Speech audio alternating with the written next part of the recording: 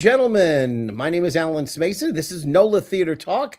This is broadcast live streamed to three different places: the NOLA Theater Folk Facebook group and the theatercriticism.com Facebook page, not the website theatercriticism.com, which I did found, but it goes to the Facebook support page, as well as to my own YouTube channel. You can check out this broadcast every week. Everything is archived on YouTube after about an hour or so after the show's over. So if you miss it, you can always go to YouTube, and that's easy to get to, or you can go to the theatercriticism.com Facebook page that I mentioned earlier, and you can see what's going on. If you happen to be a member of the NOLA Theater Folk Facebook group, you do have to join, but you'll get this live streamed as well, and you can see it as well. We invite everybody to participate tonight. If you'd like to leave comments, please go to https://facebook.com/StreamYard. And the reason why is that allows the Facebook application to understand that StreamYard, which is the application platform we use,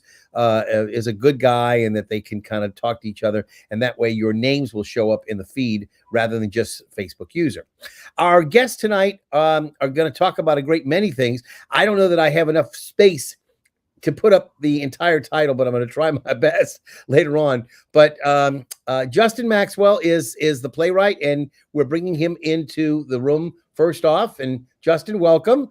And in just a little bit, we're going to bring in Stephanie Garrison, who's waiting backstage for us as well. But I wanted to kind of bring you in first before we bring in Stephanie. Again, what we're going to talk about is, and see if I do it right, the Canopic Jar of My Sins, a medieval morality play for latter-day postmodernists. Yes. Yay! You got it. Yeah. I memorized it. I don't know how, but I did. Okay. And now, again, it's probably the longest title in New Orleans history, other than maybe Marat Sade, which I'm not even going to try to say what that was. Paul was in. I don't know if you know. But he was in that, and oh my God, that was probably the most harrowing, frightful event of my life as a youngster, when I went to the play, and all of the women of the night who were in the asylum were touching and doing all kinds of things to me, and my young mind was completely scarred for life. but it was all play acting. I never was taken advantage of, even though they thought they were trying to or something, so hopefully our cast will not get arrested. Yes. We shall see. It was what they call acting. So there we go. Now, Justin, before and again, I don't want to keep Stephanie waiting too long, but you've been an active playwright here for some years in New Orleans. And I do remember, what was it, the one you're going to talk about, I think later on, the outcropping, what was it, the Utopia. Yes. And that was you'll probably have to do some explanations for people on that, and we'll get to that in a little bit. But give me an idea about how you approach writing a play, because you happen to have a number of ideas that are sort of different than a lot of other people in terms of what you put into your plays, and I have to say that they're very compelling, very interesting, but they obviously take a little bit of inspiration from areas that many playwrights do not get their same kind of inspiration from. So, yeah, I mean, my work comes out of an experimental tradition that goes all the way back to Stein. But for me, I don't so much set out to tell a story as I try to explore an idea, and in some way, my plays are working through a thought. I joke that I'm secretly a failed philosophy major. And really, I'm just trying to do what a lot of writers are doing, and just sort of understand the world better. So with this play, The Canopic Jar of My Sins, I was really interested in culpability. There's this massive amount of plastic pollution, and I was looking at this giant kayak I had just bought to go paddle out in the swamps and play around with the gators and the redfish. And I thought, oh yeah, I'm both someone who's very actively working against this and also contributing to it. Contributing, okay. And you said that it goes back to Stein. Some people might say Frankenstein. Well, I mean, Yeah. I definitely build strange monsters. Yes. But and I say that in a playful way. I don't really mean any discourtesy, but the whole point is that you have an unusual bent, and I don't know that anybody's going to ever do what you do the way that you do it. So we'll leave it at that. And again, it's pronounced properly Canopic rather than Canopic. Canopic, right? Canopic. I think. Okay. Well, I have no idea. I mean, if you bump into a pharaoh, ask them. Now let's play for those people who went to the Nefertari exhibit. There were on display some Canopic jars that would basically be used to hold the organs or special pieces that might be available for the family of the pharaohs or the mummies or whatever they were buried. So the idea is that they would put the very important artifacts, whatever, inside the jars, and they were sealed up in the tombs with the pharaohs, the mummies, etc. Right?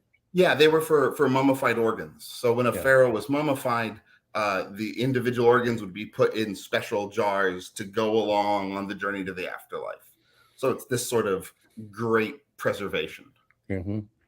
And again, and so again, you use this as a sort of jumping off point to talk about polyvinyl chloride as a canopic jar, as it were, right? Sort of. The idea is to sort of think about preservation and what we hold on to and why we hold on to it. Okay. So I know that at one point and we'll talk about this. One of the people that you take to task is the scientist who invented polyvinyl chloride, right? PVC, polyvinyl chloride, right? Correct? Yeah. Okay. It's one of the people that you he's sort of a villain in your piece, although he might be also thought of, I guess, as a contributor too, in terms of providing good things for us, better living through chemistry, as it were. And I'm glad you said villain, because one of the things I was really interested in building this play was having a cavalcade of characters who all sincerely think they're the good guy. And so, Act 1 is built around a show trial, and this triumvirate of judges all sincerely believe they're in the right. They believe they're the good guys. Mm-hmm. And Ralph Wiley, the chemist who they've brought onto this trial, believes he's the good guy.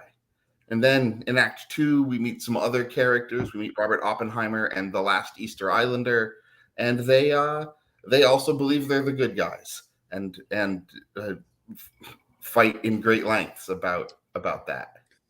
So I made a Boulevardier today, which is sort of like a Negroni, except instead of gin, it's got bourbon. I used 101 proof Wild Turkey. So I thought I'd get you through. I'm having herbal tea because I'm fighting a cold. Okay. All right. Well, now we're about to bring in your. I wanted to talk a little bit about her association with you. Has she been with you for a while? Stephanie. Steph is. I've known Steph for many, many years. She moved down here right about the time I did, and she's a great playwright. And she's pretty closely associated with the theater company Fat Squirrel, who's doing the production. And my work is demanding. So when they needed to bring on a dramaturg to help out with that, she immediately leapt to mind because she's knowledgeable and awesome. Stephanie, welcome to the show. I'm glad to have you. And I know I remember one time, I think it was in Law and Order, Criminal Intent. I think it was the character Bobby Gorin, says, was asked, what is a dramaturg? And he had a ready answer for it. So a lot of people don't know what a dramaturg does. And maybe you can explain for those people in the audience who don't know, what is a dramaturg and how do you assist a production, or more specifically this production?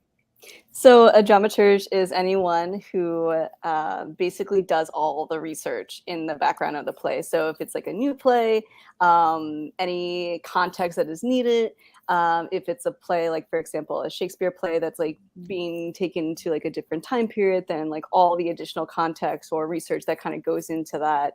And it's basically a way for someone to like do all this analysis work to better help the director and the cast understand like major themes of the play or just like minor like nuances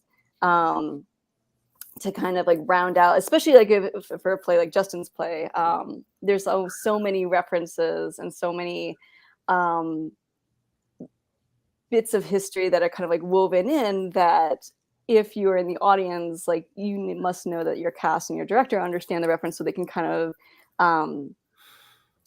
telegraph it to the audience so that they better understand all those references as well. And Justin, when you're looking for a dramaturg, what is it that you're looking for? Is it their ability to connect to you or to give you insights into what you've written down that you might not have? I mean, are you trying to get something from them, or is it, you know, how's that relationship? Tell me a little bit about it.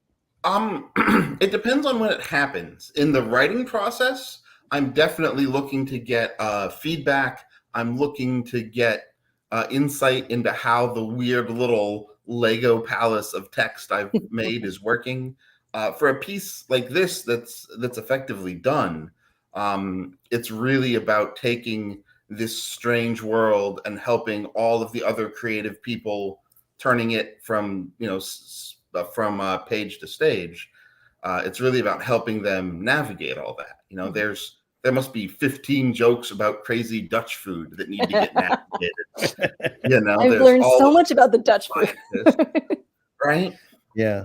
In fact, we had a delightful and slightly creepy moment early in rehearsal where I hate to stop you there. Like, it turns out upon further research, Google was trying to help out, so not quite as creepy as we thought, unfortunately. Okay. No. So we had almost a creepy moment. We had a moment where a character I created in the play, the inventor of smoked meats, Aknung the Kiln Maker, right? Just a historical character I fabricated, but briefly seemed to have had a Wikipedia page that then went away. And so if you looked at just the right moment, I briefly altered history. So, and then it went away again. So, and Wikipedia is created by different people. So somebody read your play, you think, and then created this character, and then Wikipedia did the research and they said, no, or what? You don't know. We don't know. It was when Steph went to do research on the text, she found it. And it was like off by a letter. And then like when I was trying to do it, it's like, did you mean so-and-so the Killmaker? I was like, I don't know. Did Justin mean so-and-so the Killmaker? But okay. It was an interesting moment. But so what did you bring in the room for libation tonight?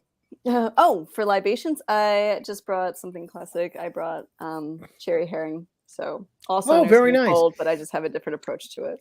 Interesting thing, you know what cherry herring is used for mostly? What's the most famous drink it's in? Do you know?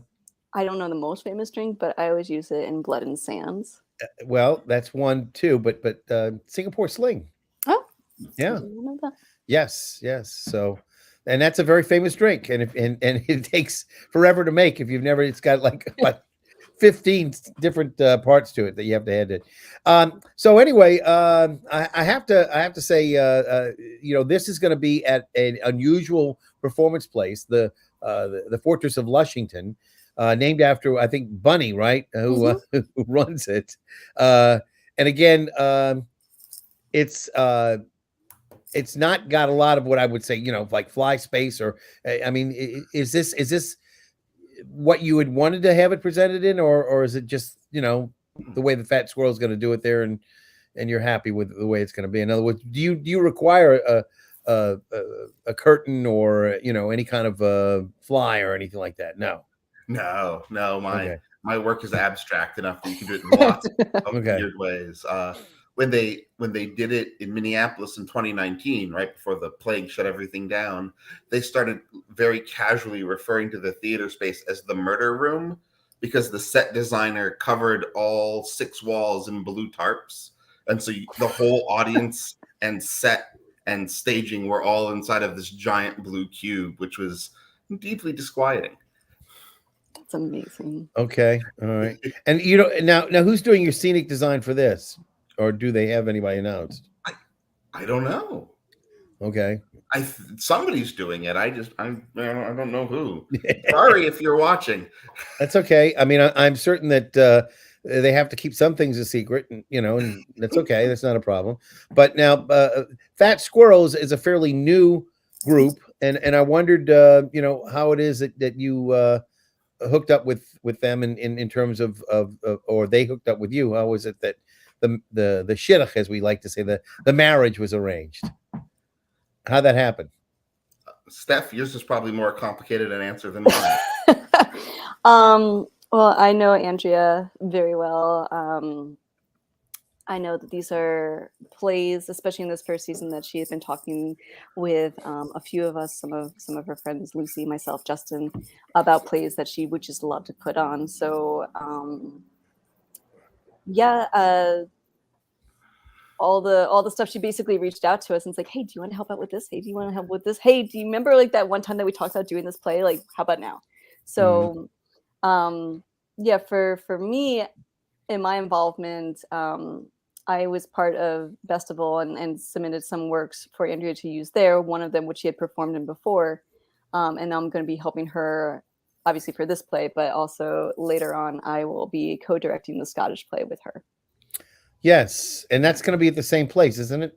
Yes. Yeah. So Fortress of Lushington, and now that's going to be is that with Dane?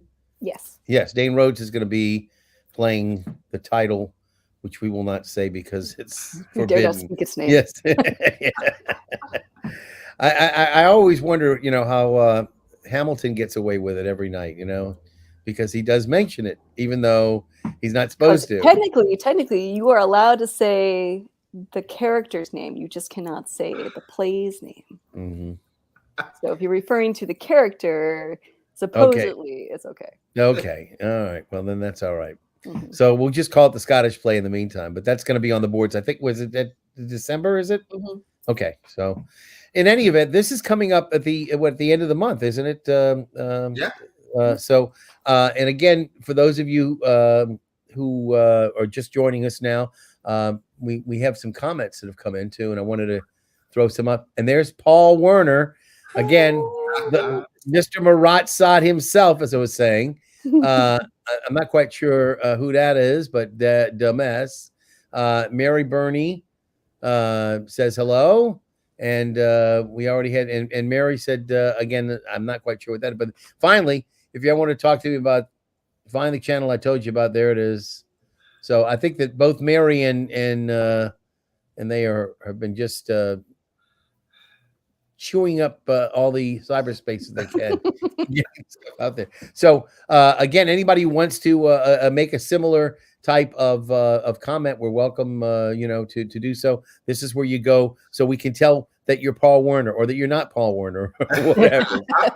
Anyway, so I hope he heard the earlier comments that I made, because it was a harrowing experience for me. So let me see if I've got a couple pictures that you sent, and only a couple, unfortunately. So I wanted to try to get an idea about some of the characters who are in this as well. But for some reason, oh goodness, well, that's interesting. I uploaded them earlier today, and they seem to have disappeared now. So it doesn't take me that long to put them up, but they've got a few pictures that were up here. For some reason, they did not make it. So I'm going to delete the ones that are here. But tell me, if you will, who are the characters? I know you mentioned some of them already. Edward Teller, the inventor of the Ralph Wiley. Okay, but didn't you mention the inventor of the hydrogen bomb? Oppenheimer. You didn't have Teller at all? I thought you said Teller. No. Okay, so Robert Oppenheimer. and you've got Ralph Wiley, and you've got an angel who is obviously figure that's not historic in that regard, other than biblical, maybe. Not really. It's a different kind of angel, huh? It is. It's Neil Gaiman-esque. Yeah. So our sort of core character is Ralph Wiley, who's our ersatz protagonist, and in Act 1, he has been brought to this. He's been kidnapped and brought to this strange trial run by 3 judges, and the judges are the Angel of Canopic Jars, which is an angel, a creature called the Goonie Revenant, which is a dead bird that does a lot of screaming, and Roger Waters, who is the bass player for Pink Floyd, and that was the other one I was going to mention. Now, this is one of the ones. This is the angel there, right? Yes, this is the one from St. This is the one that was done in St. Paul, Minnesota. You said. Yep, that's the Minnesota production. So that's the angel, the Goonie bird, and Ralph Wiley laying down in the foreground, and also Act 1 with the angel, the bird, and Wiley getting his ass kicked, as happens a lot in Act 1. I'm an angel. We do not come to offer hope. Okay. Not your typical angel that you're used to seeing. No. Certainly not resembling any of the ones we see on TV. No. The Roma, what's her name? Walk with an Angel, whatever it is that she did. And the Michael, the guy from Bonanza, Little Joe. He was an angel too. Remember that? Yeah. So anyway, these are much more Michael Landon. Yeah, these are definitely not Michael Landon. Yeah. Although interestingly, when I first wrote the play, I really had envisioned the angel getting played by Andrea Watson. So I was very glad we were able to make this happen. In fact, in the Minneapolis production, we weren't able to make it work, but we tried to bring her in as the performer for that role, and just couldn't make it happen because small theaters and budgets and everything. Does this play have an intermission, or is it continuous? You said Act 2, so I'm just wondering, does it continue, or do you have a brief intermission? I think there's a brief intermission. Okay, because it seems like more and more plays now, rather than break up the dramatic content, they're going to the 90-minute continuous, no intermission format. More and more, I'm seeing it, and it seems like the days of O'Neill, where you had 3 acts and long intermissions in between each one. Those seem to be really the days of the past, and that more plays. I think maybe it's because people are, they only have time for these kinds of inventions, and they want to get on with it, that they want to get to the meat and potatoes rather than have any kind of appetizers or dessert. So I do feel like the way that Justin structured this play, that the intermission is needed because you have like a radical shift in set, you have a radical shift in most of the characters in the play, double casting, but still, like, yeah, the formatting of this makes more sense to have that intermission.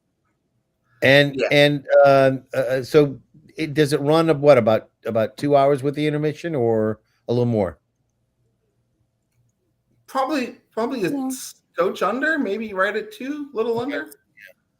Okay. I mean, it'll depend on some of the choices Bennett makes as the director, but I would guess it sits at or just under 2. Mm-hmm. And again, when you do a play like this in St. Paul, did you go up and see what they were doing, or I know it was during the pandemic? Almost, it was 2019. It wasn't pandemic at that time. So did you go up there to see what they were doing? I assume you did, but I'd worked with that theater company for many years. They'd done 3 or 4 of my shows, so I had a good sense of what they were up to, and I pretty much just showed up for opening night. Oh, okay. So So you were not during during the process there where they were doing the directing, so you weren't in the audience, giving notes to the director or anything? No, nothing like No, that. they have enough headaches. Okay. My work is hard enough. Is that something you think that a playwright should do? I mean, maybe you think it should be hands off after you finish the end, turn it in. Is that something that a playwright should continue to to add to his work, or should it be at that point the domain of the director and the artistic people who are involved in the process? That's a good question. I tend to, because I do strange experimental stuff, and my work can be demanding. So I tend to try to be available without being underfoot. So I usually will reach out to a producer and director and say, I'm around and I can support, but I can also just disappear until opening night if you want. So it varies a lot from show to show. I know with this one, I've popped in a few times. Like I came in at the end of the stumble through of Act 1 just to kind of check in with folks. I came in early on to just sort of answer questions and chat. I get the random text from the producer or the director or from Steph, but yeah, it varies a lot from show to show. Mm-hmm. Steph, how do you handle it with your plays? With my play, I always love the fact that the theater is so collaborative. So I like sitting in, and especially if it's a new work, just like listening and seeing what people do with the work. And I don't interject unless like there's a question or unless like something's getting like missed. Otherwise, like I just like seeing where people take it, how people interpret it, and then I like to watch them play. We had a few more comments, it looks like. So let me see what else we got now. So let's see. Can't wait to make it for Christmas this year. I don't know if she's talking about the Scottish play or not. Okay. I think it's just those two chatting back and forth. Okay. All right. Pumpkin cookies. I don't know what that's all about. Stephanie, when you actually first were made aware of the Canopic jar of my sins, and I'm not going to go any further than that right now, and you read it, was it sent to you? Is that the way you had it, or did Andrea say, "Come read this with me"? Or in other words, how did you first see it? And then, since Justin probably was not involved in it as much as he says, how did you approach putting it together with him? How did you approach dealing with the work? Because I'm sure that a lot of terms and things that he brought up you're not familiar with, and you had to do like a lot of research, right? In some places, yeah. I definitely know a lot more about Roger Waters than I used to. But no, Andrea just reached out. She knows that one of my great joys in life, because I'm a geek, is just like heavy analysis, like diving into a text, like really pulling it together, or pulling it apart rather. And she said, I need a dramaturg for Justin's play. Do you want to do it? And at first I was like, well, like, can I have some details? Like how long do you need this by? Because, my semester started up with school. So I was a little worried about time, but we met, we talked, and I was like, yep, I'm on board with it.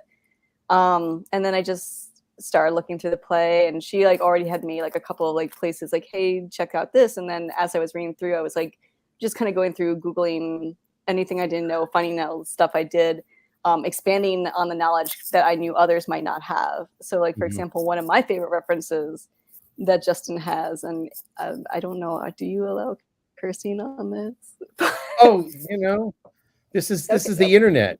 Yeah, true. I'll censor myself, but pornography. What do you want?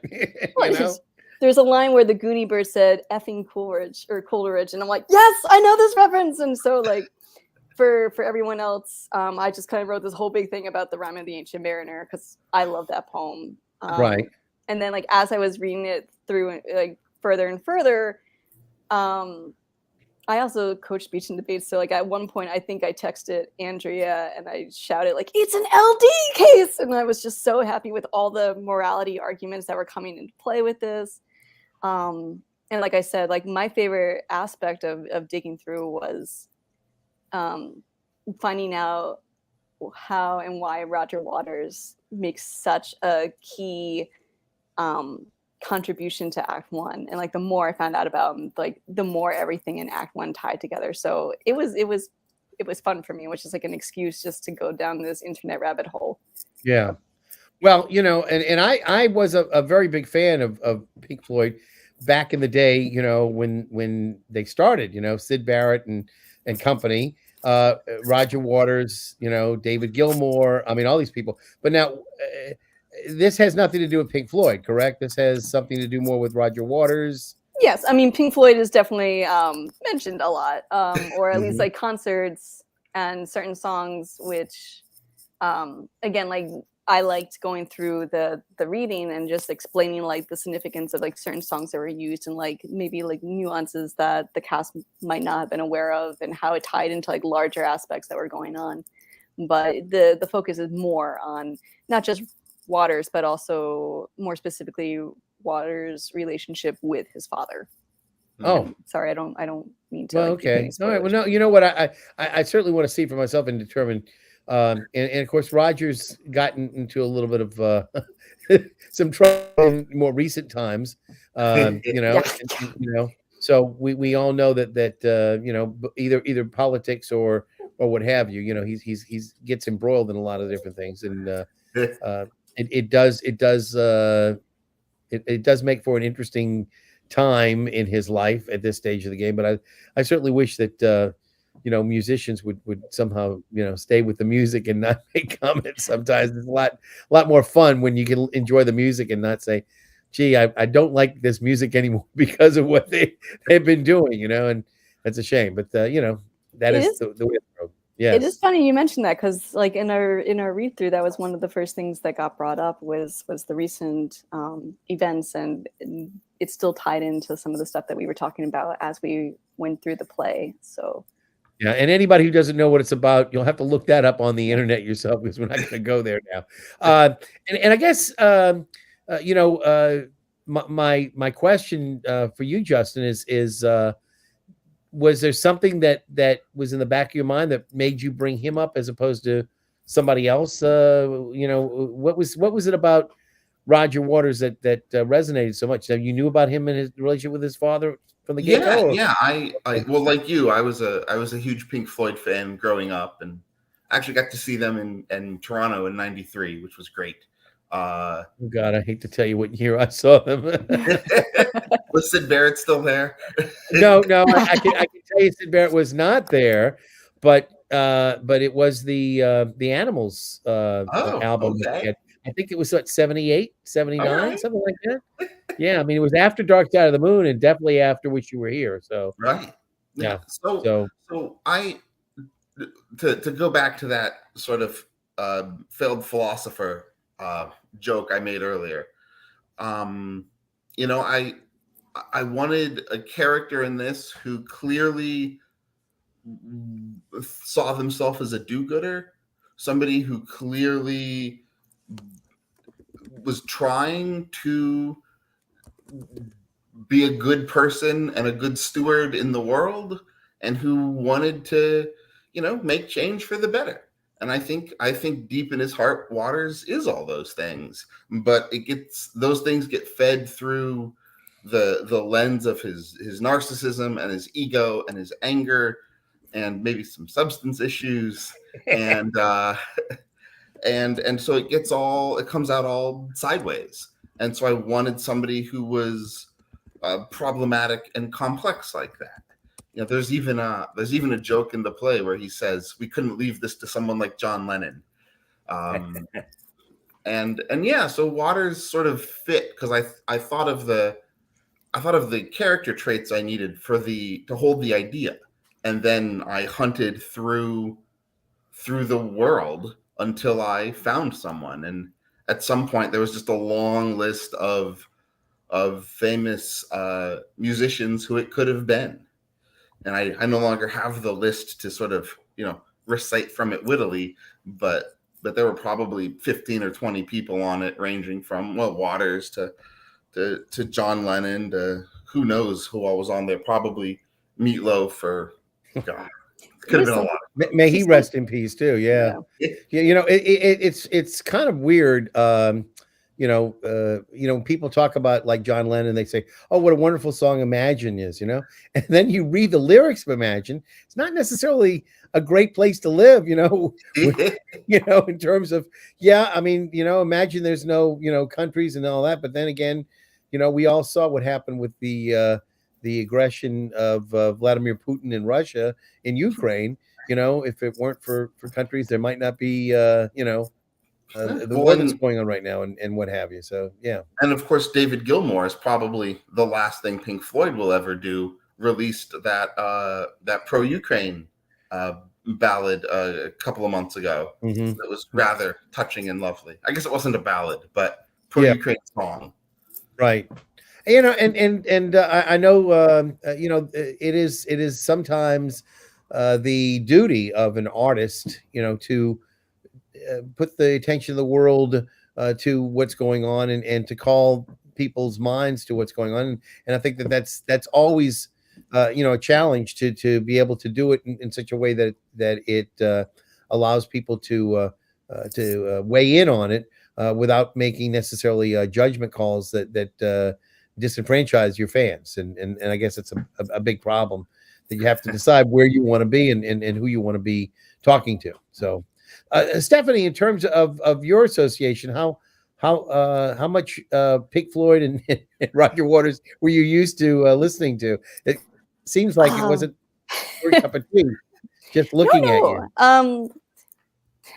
I mean, I knew like some of the classic Pink Floyd songs, but mostly just appreciate the music itself. Never really like went into the history of individual members until now. But correct me is the music a part of the play as well, or not really? Not really. There's some references to like certain songs, but, okay. But so like you're not going to hear it in the background or anything like that. Unless Becky decides to, no. That's always a problem with paying those royalties, correct? Isn't that a major difficulty? Because I know that WYES TV, that I do work over there. They had a number of older documentaries that they put out, and the music rights, the royalties, sort of ran out after whatever, after 10, 15 years, whatever it was. And in doing the research, it was too cost prohibitive for them to go back and get the musical rights again, for them to be able to put that documentary out. So a lot of those documentaries that were done 15, 20, 25 years ago are no longer able to be done because the music that's in them cannot be reproduced again. And, and people don't think about that, but that's why I see some of these TV shows that have the actual artists that are on, like the Wonder Years. If you remember, they used to open up all the time with Joe Cocker, and another blessed memory artist, but they have to pay them the royalties for that, and obviously Lennon and McCartney get a little something, So it is what it is.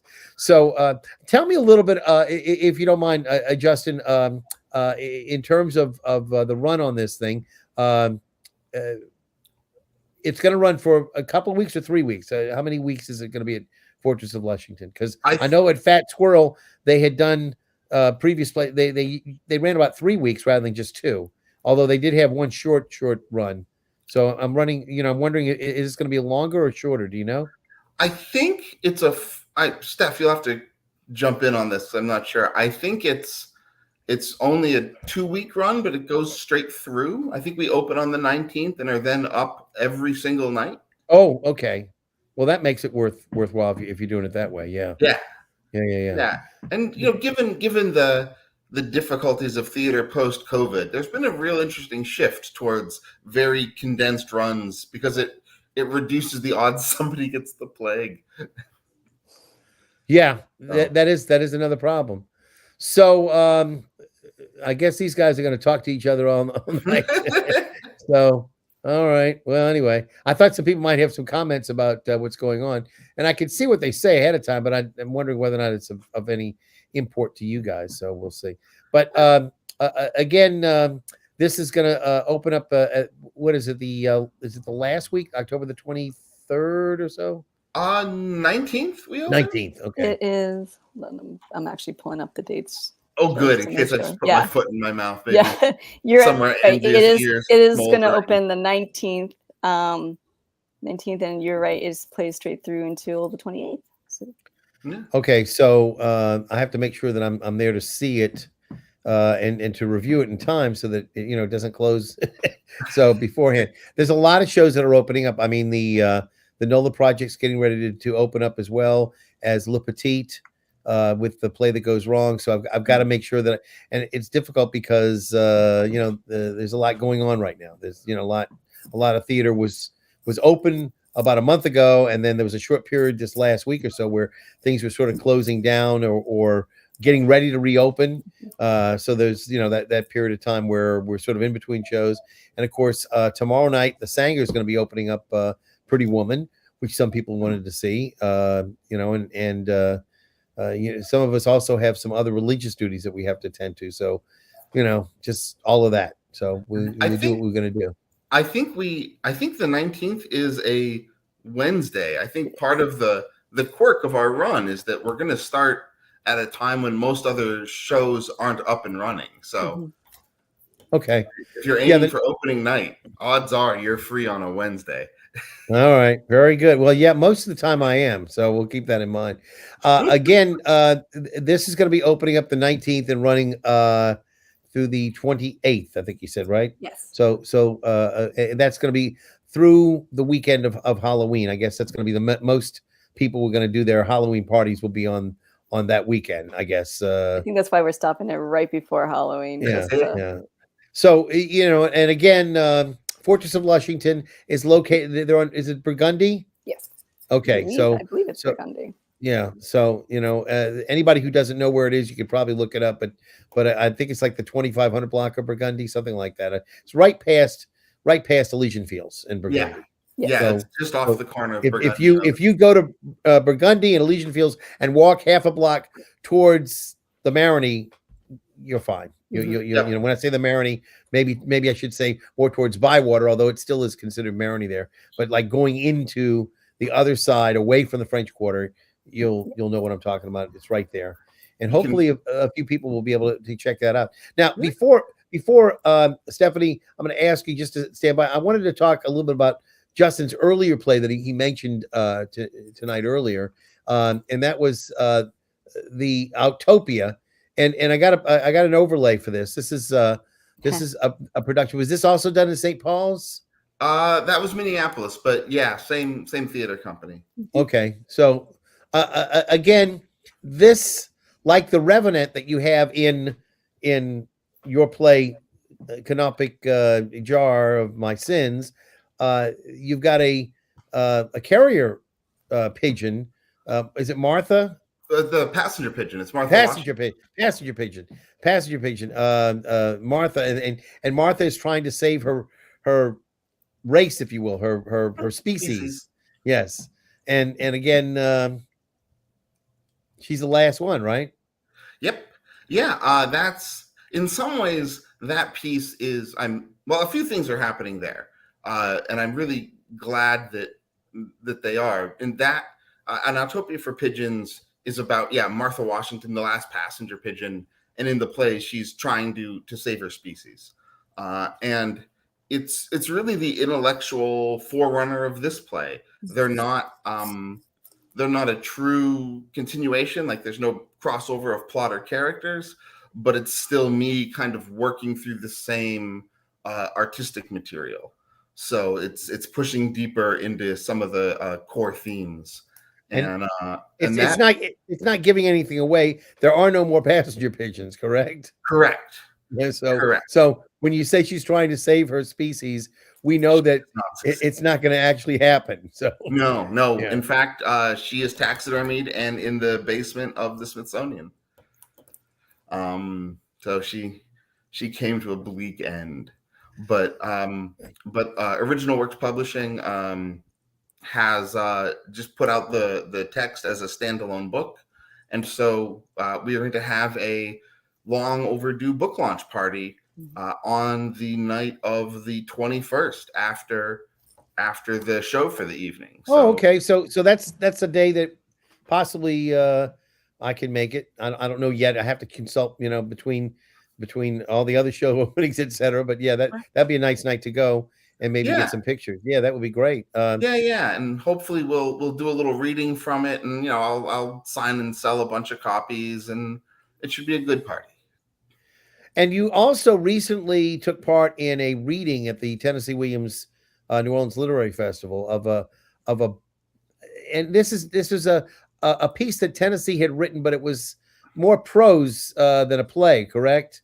Oh yeah, it's a novel. It's and it wasn't necessarily a well-received novel either, and by many people's accounts. And you tackled making it into a play. And again, the Tennessee Williams Theater Company, Augustine Carrero, Nick Shackelford, etc. We kind of got involved and they presented it as a reading, and you were on hand as the playwright in the background, but it was very interesting. Stephanie, did you get a chance to see that? Unfortunately, I didn't get a chance to see that one, which is a shame because I do love Tennessee Williams stuff. Yeah, there'll be more. Yeah. So maybe for those that didn't get a chance to see it, could you kind of explain what it was all about, Justin? And also tell me a little bit, is that going to be seeing the light of day sometime, or was it just for a one-time shot? Hopefully it will see the light of day pretty thoroughly.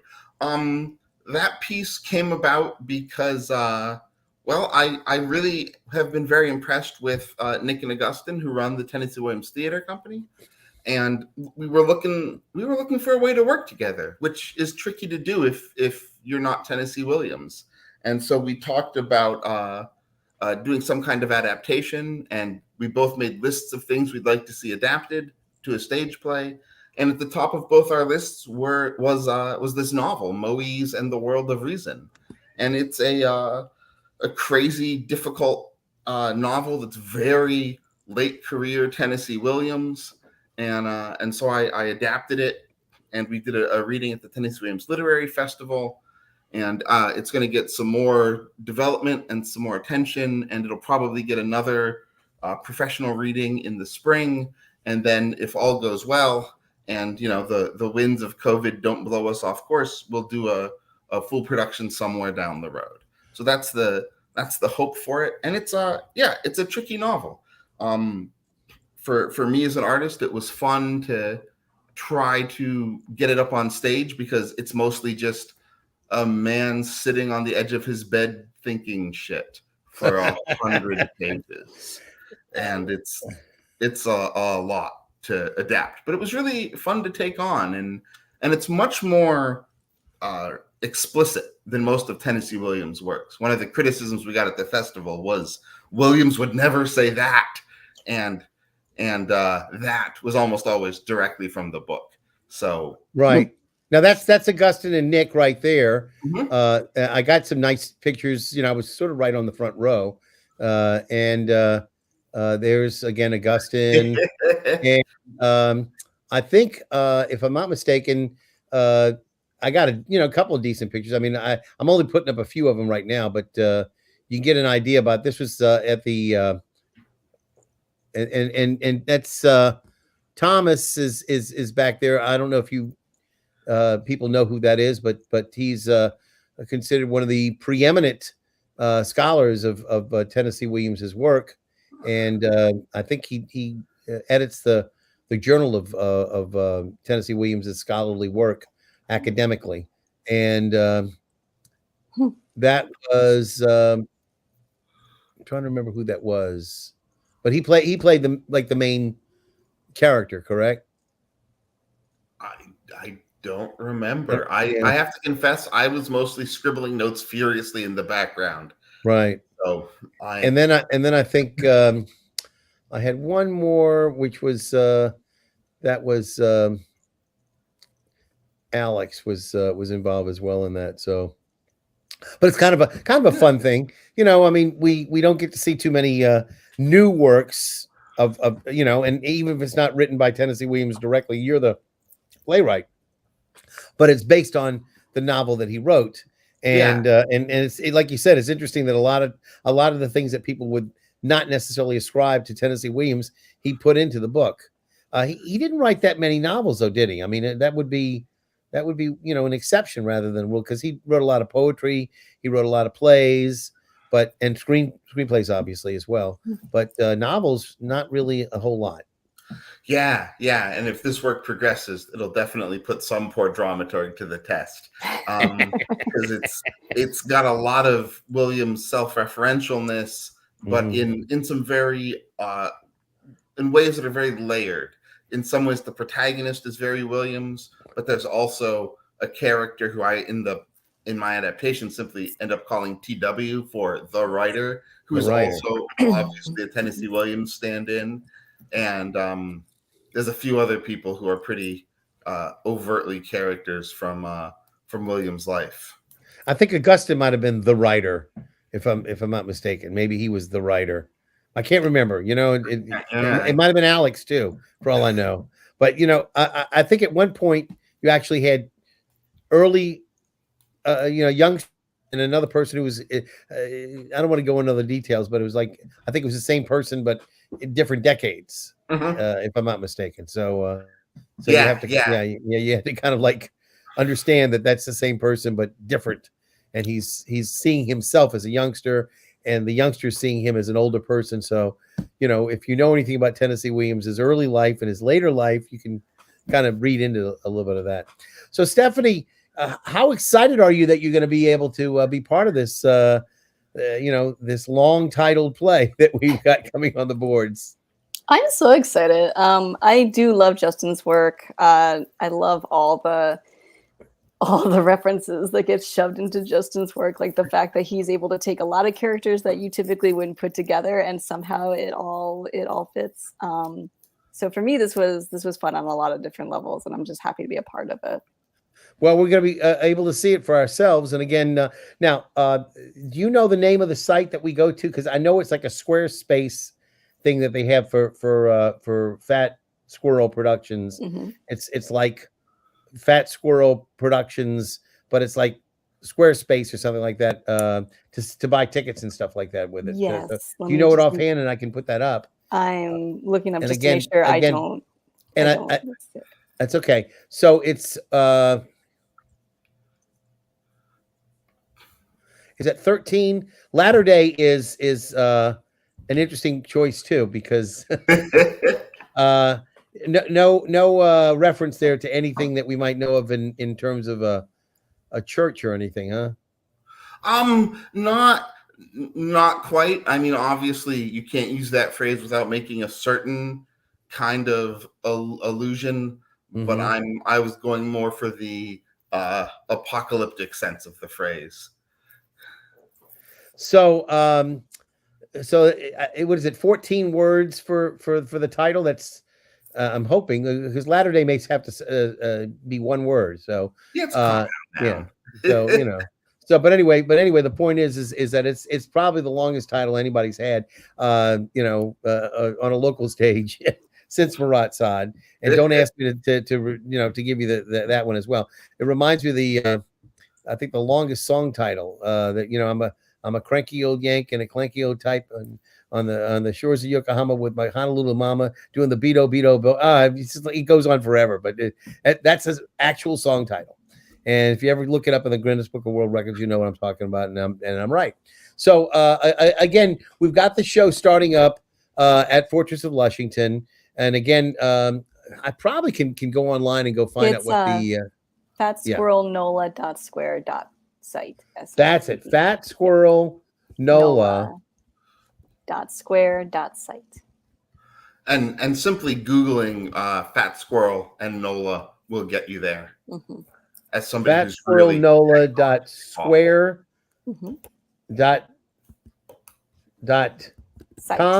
.site. Okay, that's site. Okay, so let's see if that worked out. Is that the way it goes? Yes. Okay. Yes. So that's where you need to go if you want to get tickets. And we don't know what the tickets are offhand, do we, Stephanie, in terms of the cost? I think they're about $20. Find out for themselves, I guess. Okay. Yeah. So anybody yeah. Oh, I say they're doing something really interesting with tickets, which is there's a base price of $20, but there's a $10 ticket that one can select, So if I money actually, is tight. yeah, I actually pulled it up. The tiers are supporter for 20, patron 35, benefactor 100, and then I believe, yeah, there are some. I know there's like more details, and I can't find that exact email, but there So are if tiers. you're a patron, do you get any swag, or do you just get your name listed in the program? I mean, how does that work? I think you just know that the artists are able to eat because of you. Mm-hmm. Well, that's a nice thing to do too. A few actors get an extra, Like a lot of times, you give these things on the Indiegogo and whatever, and they come up with little packages for you. You know, if you contribute to this film, you get a walk-on part or something like that. It's $2,000. You know, so but that's okay. So, but that's where you need to go get your tickets. And in terms of Stephanie, what you're going to be doing after this? Have you got anything on the boards? Anything planned that you're going to be doing? Any of your own plays? I have mean, a you few mentioned pieces. Bestival. You had how many? Yeah. You had two plays in Bestival? Yes. I have a couple of longer works that I'm working on right now. A few projects that are in process, Okay. in different stages of process. Can you remind me the two that you submitted that were in Bestival? Sure. I submitted the Bechdel Conundrum, which was the play that had all of Shakespeare's tragic villains / heroines, and Solitary, which actually was my Tennessee William inspired play. So. Okay. Mm-hmm. All right. I see so many works. I'm just trying to remember what's what sometimes. So, and I apologize, but I thought that they did a really good job of doing all of those plays. And it was interesting. I saw a picture that Lucy Faust was involved with yesterday morning. She and Michael Cerverus were watching the Saints, and I knew Michael was in New York, so I know Lucy's in New York now. So they were both watching the Saints from London lose at the last minute. We won't go there. Yeah. It was a terrible day for the Saints, but they got close. And you know what? There were so many games that the Saints didn't get close. So I guess I should be very happy that they're getting close and that they're letting the games get away from us, unfortunately. But it's okay. In the meantime, Justin, this is going to be, your baby. Are we going to see this elsewhere? I mean, you mentioned it was already performed in Minnesota. So is anybody else going to be performing this anytime soon? There's nobody sort of under contract or anything. A few theaters are sniffing around, and I will, wave it at anyone who will put up with me long enough to get a copy in their inbox. So hopefully it'll go other places. So I doubt this will be the end of its life. And now you're located at UNO, right? I mean, that's where you're resident. That's where you do your day job, so to speak. Yes. And I guess I should ask: are you involved with any of the productions that they're going to be putting on over there? Or are you doing anything with any of the students there? I mean, the students there are taking classes with me, so I'm doing that. Right. The actual productions I'm not directly involved in. They've got a great faculty and people who I just love to pieces, but I'm not directly involved. They did student productions of two of my plays in the spring, which were amazing. In fact, one of them was a one-man show, and Drew Stroud, one of our MFA students, is planning on taking that show on the road as a small tour after he gets done with his MFA. You mean Fully Committed? Yeah. No, not Fully Committed. Exhausted Paint, my Van Gogh play. Oh, the Van Gogh play. Okay, all right. But he just did Fully Committed, which I thought, anybody who's a student doing Fully Committed, that is a very difficult play. I mean, I've seen it done 5 times now, and it's a difficult, very, very involved, and it's a kind of performance that you have to really throw yourself into completely, and there's no chance for you to stop. And you have to feed yourself. To me, that's the most difficult part of acting, that, to get into one character, much less 40, but to feed yourself the lines and not forget that this line feeds onto this, that leads to this, I mean, and if you don't get one of the lines right, it could mean that, the whole play stops. you know, and so you've got to be able to be very, very quick witted and be able to remember all those lines perfectly. So it's again, I think a wonderful tribute to Drew as an actor, and anybody who tackles that role is to be complimented. So yeah, so he'll be doing the piece that you said, the Van Gogh work, and what's the title of that one again? Exhausted Paint. Exhausted Paint. All right, well, we'll look forward to seeing and I won't even say it anymore. I'll just put it up there because I know everybody can read it better than I can say it. And I appreciate you being with me tonight. It's already time to go. So, you know, we have fun. Stephanie, thank you for being with me. And if anything else comes up that you know that you want to deal with, you know, let me know and I can hopefully put it on the show. I'm going to ask you all to stick around for just a little minute while I say goodbye. And again, thank you to Justin Maxwell and Stephanie Garrison here tonight on NOLA Theater Talk. Again, my name is Alan Smason, and you can always be with us on Monday nights, the NOLA Theater Folk Facebook group, the YouTube channel that I have, as well as my own theatercriticism.com Facebook support page, rather than the theatercriticism.com site. And again, next week, we don't know yet who's going to be here, but somebody will be here on the 10th, and we hope that you will be as well. Until that time, I'll see you at the theater.